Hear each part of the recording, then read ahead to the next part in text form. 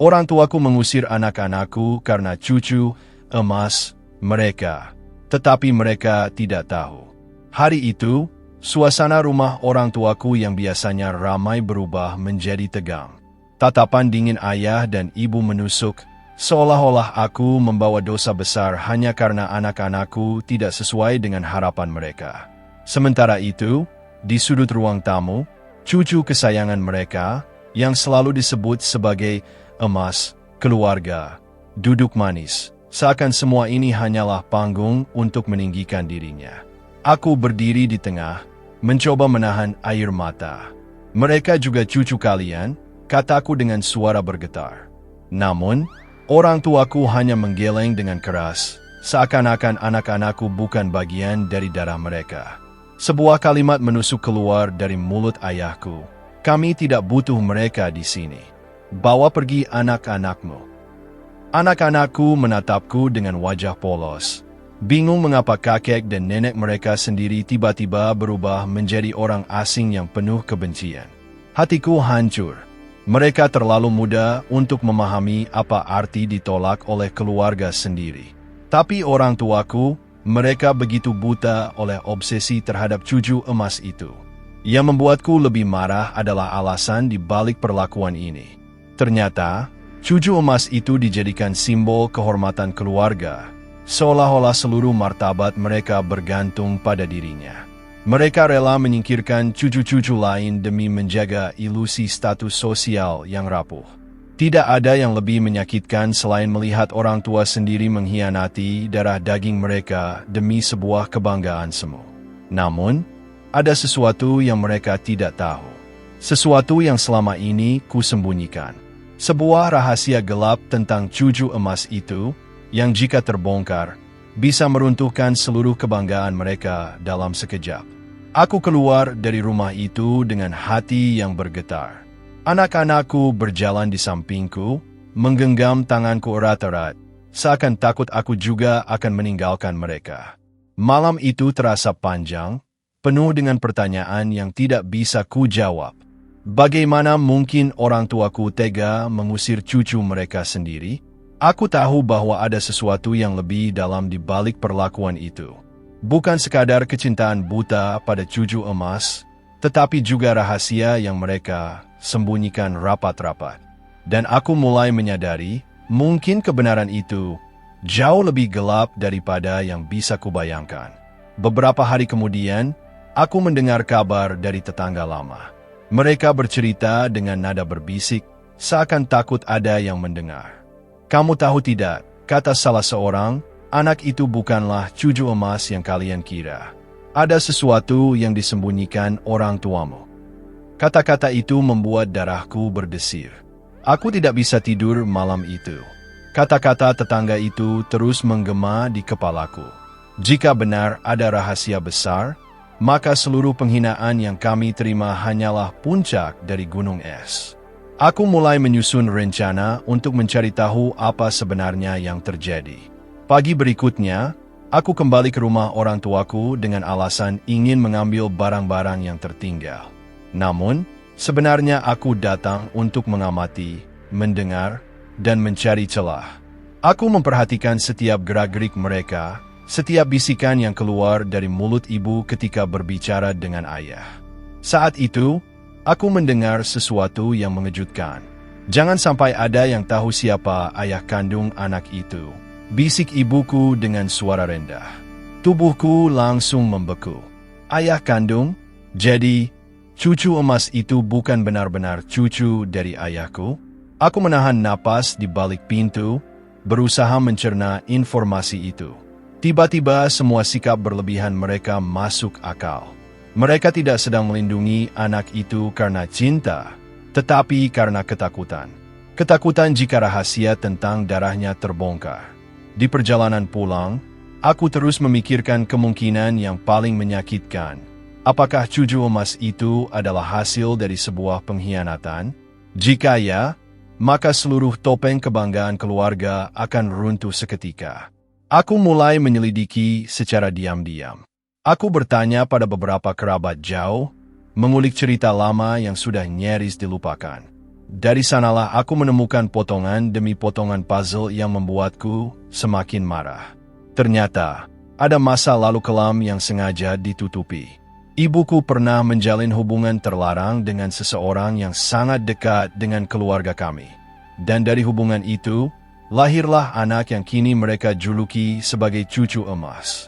Jantungku berdegup kencang ketika kebenaran itu semakin jelas. Jadi selama ini, mereka mengusir anak-anakku untuk menutupi aib sendiri. Mereka rela mengorbankan cucu-cucu sah mereka hanya demi melindungi anak yang lahir dari pengkhianatan keluarga. Malam itu aku menangis terisak, bukan karena kelemahan, tetapi karena luka yang begitu dalam. Aku merasakan pengkhianatan ganda, sebagai anak, sebagai orang tua, dan sebagai bagian dari keluarga yang seharusnya saling melindungi. Tapi rasa sakit itu segera berubah menjadi tekad. Jika mereka berpikir bisa selamanya menutupi rahasia ini, mereka salah besar.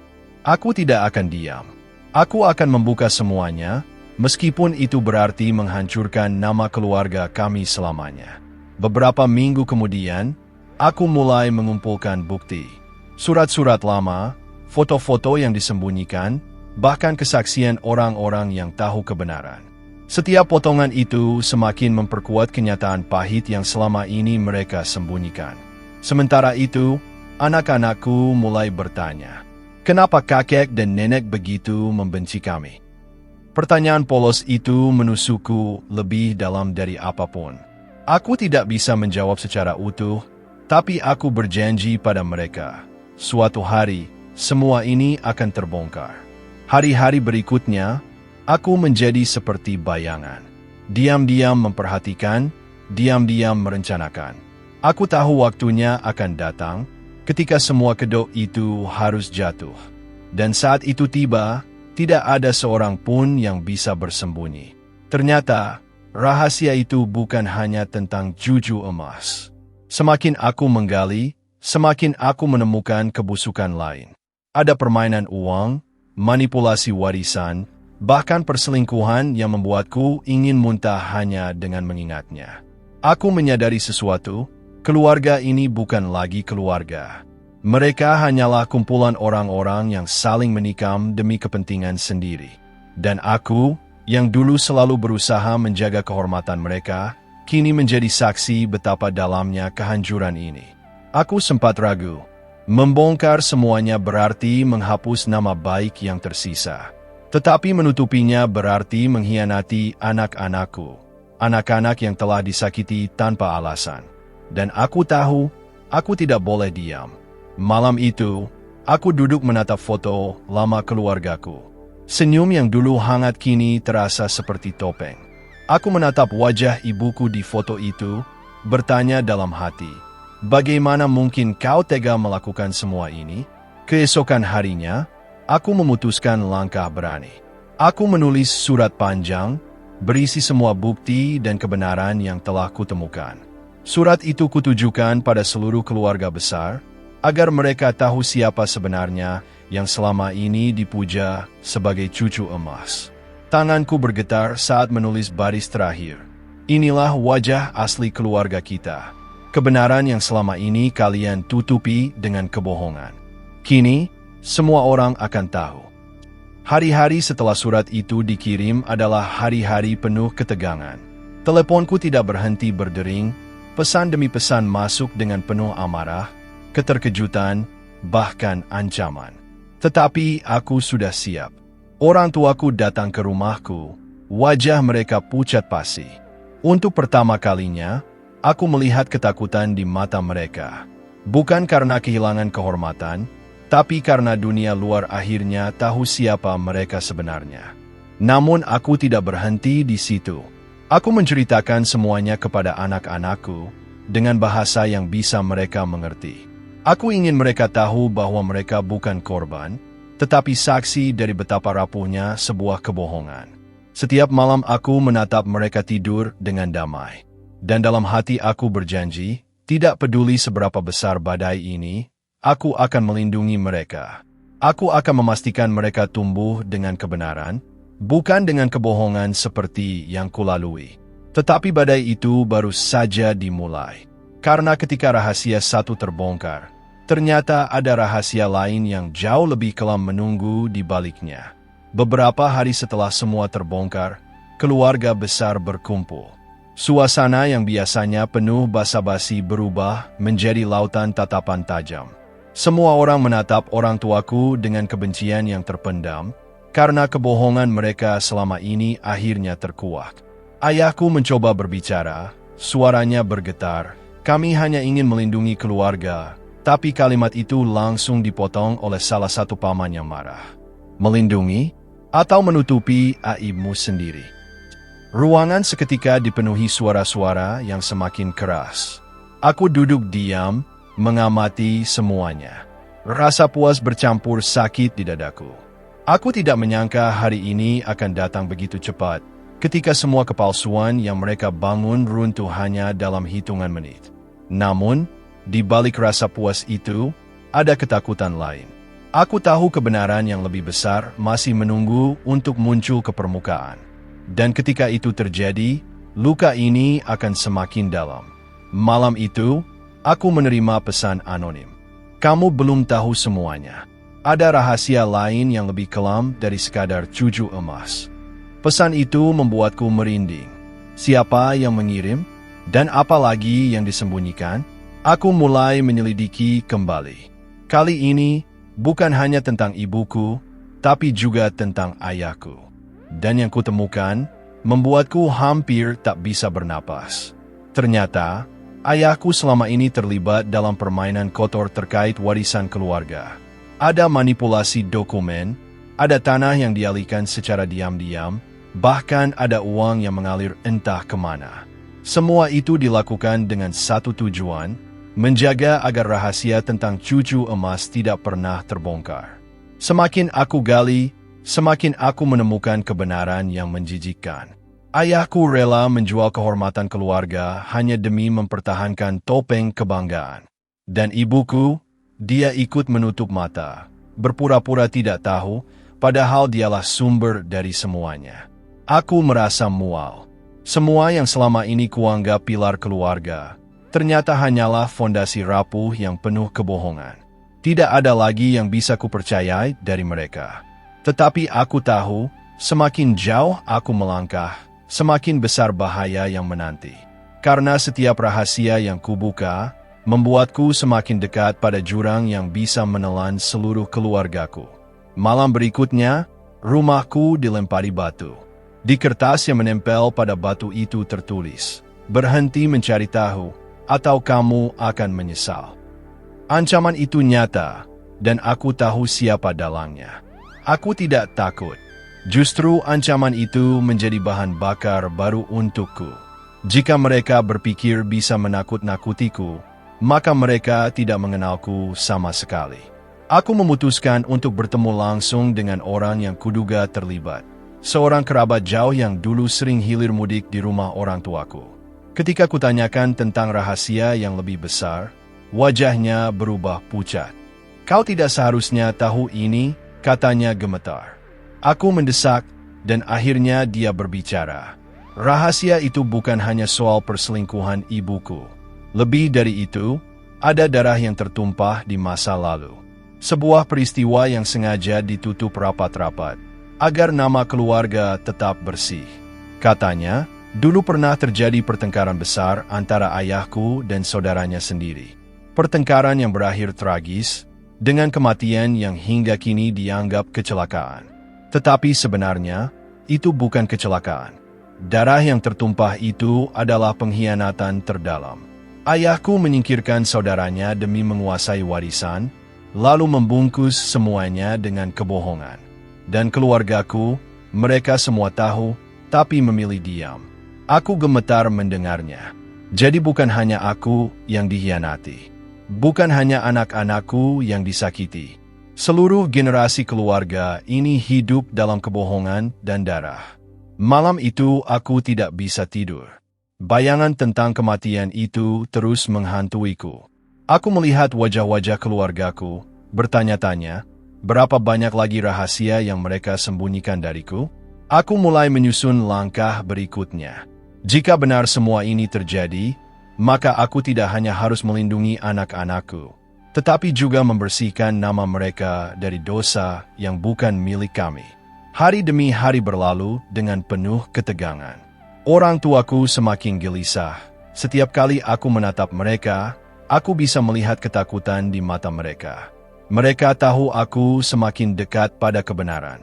Akhirnya, aku mengumpulkan keberanian untuk menghadapi mereka. Aku tahu semuanya, kataku dengan suara tenang namun menusuk. Wajah ibu langsung pucat, sementara ayah mencoba tetap tegar, meskipun suaranya bergetar. Apa yang kamu tahu? Tanyanya. Aku menatap tajam. Tentang anak itu, tentang perselingkuhan, tentang kematian yang kalian sembunyikan, tentang darah yang kalian korbankan demi warisan. Suasana membeku.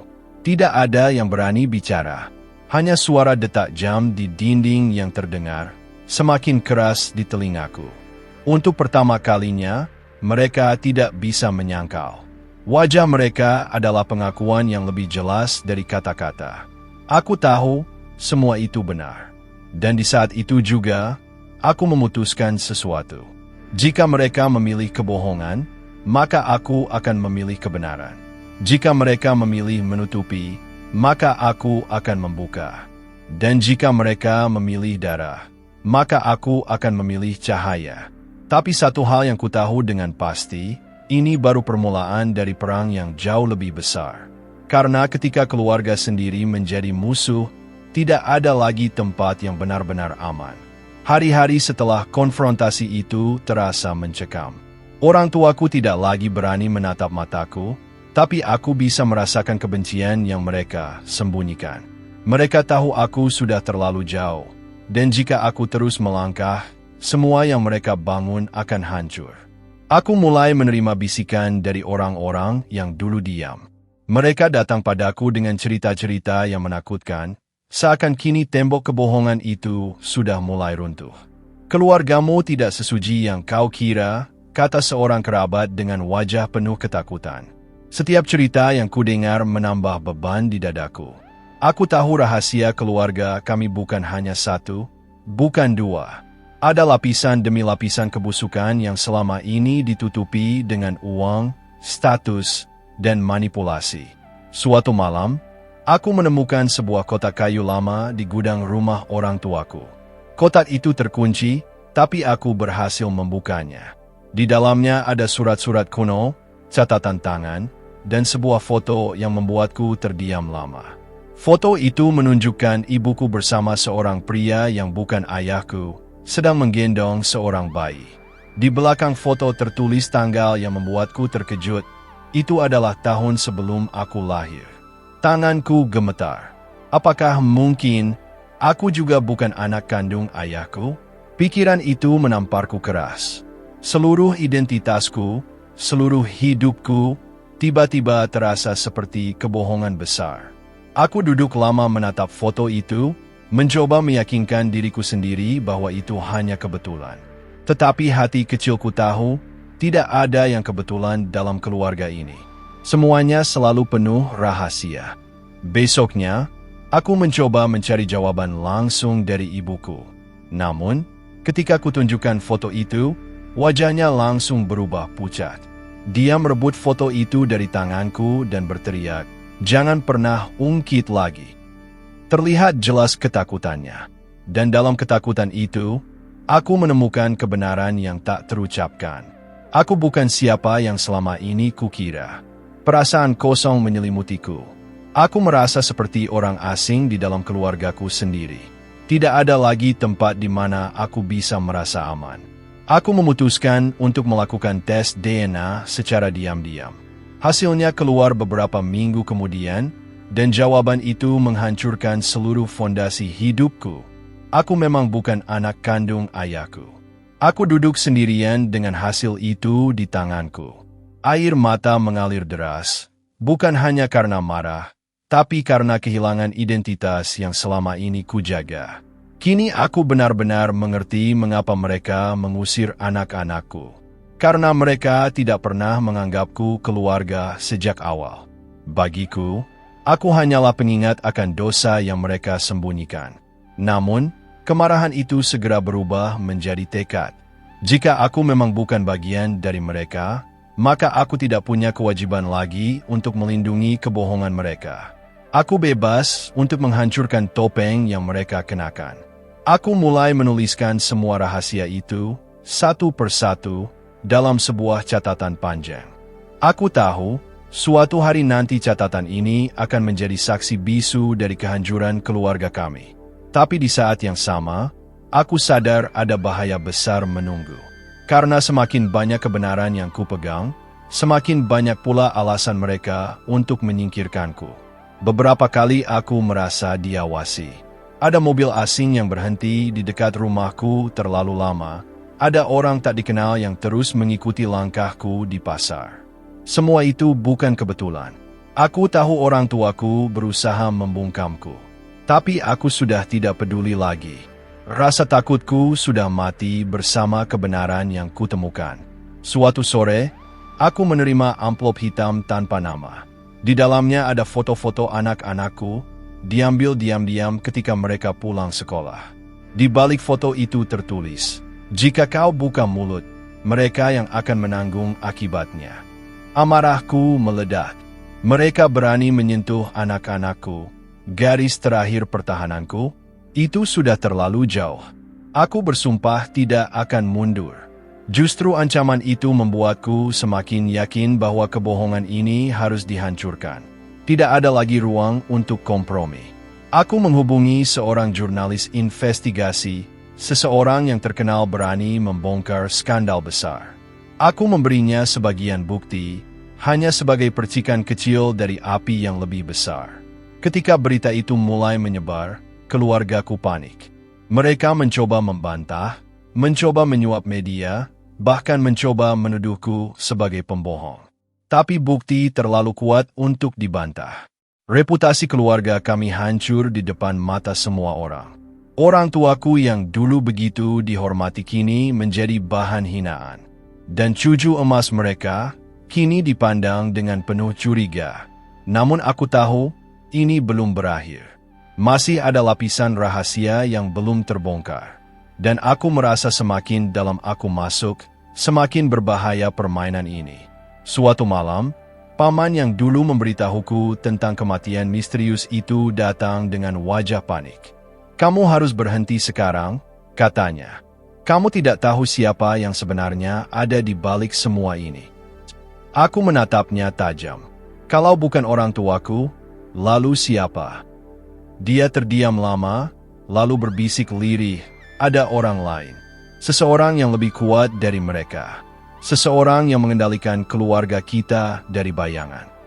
Kata-kata itu membuat bulu kudukku berdiri. Jadi semua ini bukan hanya tentang pengkhianatan keluarga, ada kekuatan lain yang lebih besar, lebih gelap, yang menarik semua benang di balik layar. Aku mulai sadar bahwa keluargaku hanyalah pion dalam permainan yang lebih luas. Permainan yang melibatkan kekuasaan, harta, dan darah. Dan aku, tanpa sadar telah masuk ke dalam perang yang mungkin lebih besar dari diriku sendiri. Malam itu aku berdiri di depan cermin, menatap bayangan diriku yang tampak lelah namun penuh api. Aku berbisik pada diri sendiri, jika perang ini harus kuhadapi, maka aku akan berdiri sampai akhir. Anak-anakku tidur dengan tenang di kamar mereka. Aku menatap wajah polos mereka, lalu berjanji dalam hati, "Aku akan melindungi kalian, meskipun harus melawan seluruh dunia." Namun jauh di lubuk hati, aku tahu perang ini baru saja dimulai. Dan setiap langkah ke depan akan membawaku semakin dekat pada kebenaran yang bisa menghancurkan segalanya. Hari itu, semua rahasia akhirnya berkumpul di satu titik. Surat-suratku, bukti-bukti yang kusimpan, dan cerita-cerita yang mereka sembunyikan selama puluhan tahun kini siap dipertontonkan di depan semua anggota keluarga besar. Aku tahu, begitu semuanya terungkap, tidak ada jalan untuk kembali.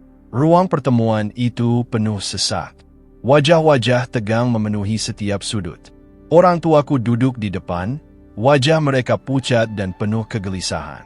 Cucu emas, yang selama ini dipuja, berdiri di samping mereka dengan tatapan bingung, tak menyadari bahwa dunianya sebentar lagi akan runtuh.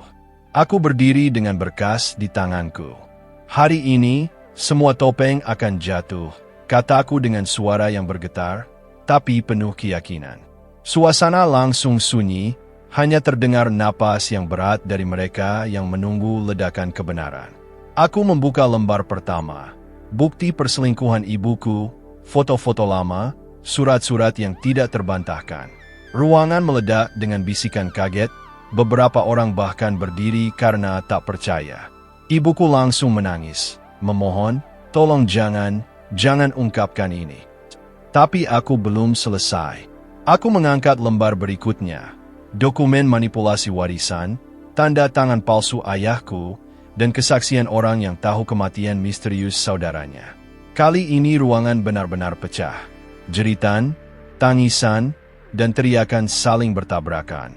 Ayahmu membunuh saudaranya sendiri demi warisan, teriak salah satu anggota keluarga besar.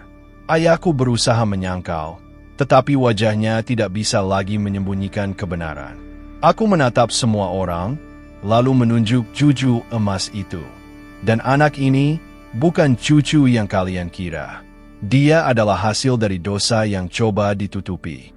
Dia simbol dari pengkhianatan keluarga kita. Suasana berubah semakin liar. Beberapa orang langsung berteriak marah. Sebagian lagi mencoba menenangkan, tapi semuanya kacau. Cucu emas itu menangis. Tidak mengerti mengapa hidupnya tiba-tiba hancur. Saat itulah seseorang yang tak kuduga masuk.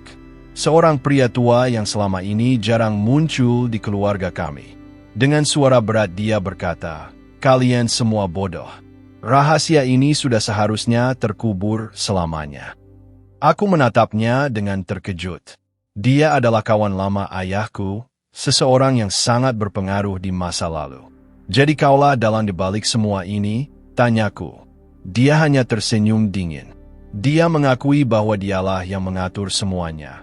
Perselingkuhan, manipulasi warisan, bahkan kematian yang ditutup-tutupi. Orang tuaku hanyalah bidak di papan catur besarnya.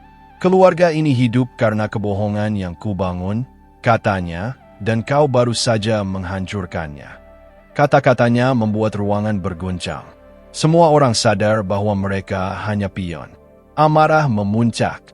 Beberapa orang mendekatinya dengan penuh kebencian, tapi dia tetap berdiri dengan senyum sinis. Aku tahu inilah puncaknya. Tidak ada lagi yang bisa disembunyikan. Semua orang kini melihat kebenaran telanjang. Keluarga kami bukan keluarga lagi, melainkan reruntuhan dari pengkhianatan, darah, dan kebohongan. Aku menatap anak-anakku yang berdiri di pojok ruangan, ketakutan tapi berani. Inilah pelajaran yang harus kita ingat, kataku lantang. Tidak ada kebanggaan dalam kebohongan. Tidak ada cinta dalam pengkhianatan. Dan tidak ada keluarga jika darah sendiri dijadikan musuh. Tangisan pecah, teriakan meledak, dan malam itu menjadi malam paling kelam dalam sejarah keluarga kami. Tetapi juga malam di mana kebenaran akhirnya menang. Orang tuaku jatuh berlutut, kehilangan semua yang mereka coba lindungi. Cucu emas itu dipeluk ibunya dengan histeris, seakan mencoba melindungi dari kenyataan pahit yang baru saja terbuka. Aku berdiri di tengah kehancuran itu, lelah tapi lega. Aku tahu luka ini akan bertahan lama, tapi aku juga tahu sesuatu yang penting. Anak-anakku akhirnya bebas dari bayangan keluarga yang beracun ini. Aku menggandeng mereka keluar dari ruangan, meninggalkan semua kebohongan yang kini hancur berkeping-keping. Di luar, udara malam terasa dingin, tapi untuk pertama kalinya aku bisa bernapas lega. Aku berbisik pada anak-anakku, mulai sekarang, kita membangun keluarga kita sendiri. Bukan dengan kebohongan, tapi dengan cinta dan kebenaran. Dan disitulah cerita ini berakhir.